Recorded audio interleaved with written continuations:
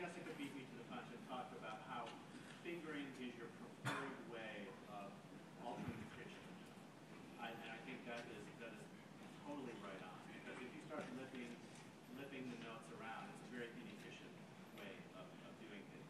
But what this means is that each of us has to know several things before we can do this right. Number one, you must know what function of the chord you are playing. If you're playing a third, you need to know that you're on a third. If you're playing a seventh, you need to know that you're on a seventh.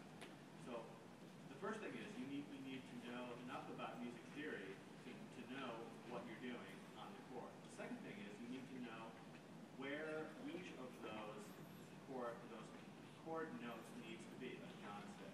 They have to be, thirds have to be low, sevenths have to be low, fifths have to be a little high. But the third thing you have to know is on your horn, which notes have which tendencies, right? So if you don't know that, then you won't know what fingerings to use. And fourth, you need to know all the alternate fingerings for every note on your horn. This will help you not only in playing in tune, but also finding trill fingerings or stop horn fingerings or whatever. You need to know everything that you can know about each overtone series and which notes are playable with which fingerings. Otherwise, you don't have all the tools necessary to do this. So that's my issue. And I might add to that, in addition to knowing all the options you have, also not being afraid. We all have run into this many times where students will say, "Look, my teacher says to finger it this way." Well, that might be good in a certain context, but you might want to choose something else the other way. So when you're practicing and you're playing, getting more in tune with all those options. Even a note like A, you have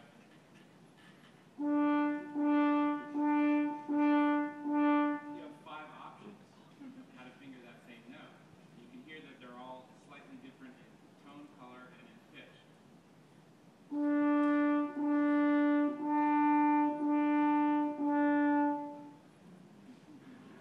So, this is, as I always like to think, is like, the blessing and the curse of the double horn. We have a lot of options in these instruments, but you have to therefore know what to use when. So that's a lot of what we're talking about here, is understanding the keys that you're playing in, knowing, oh, that note needs to be a little low. I can figure that A third vowel. It's going to be slightly flatter than 1 and 2, which is going to be a sharp finger. So it's knowing those fingerings, getting familiar with them, and not being afraid to use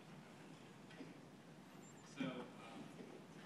So before we sort of open it up for some general questions, we're going to play a little piece to finish up here.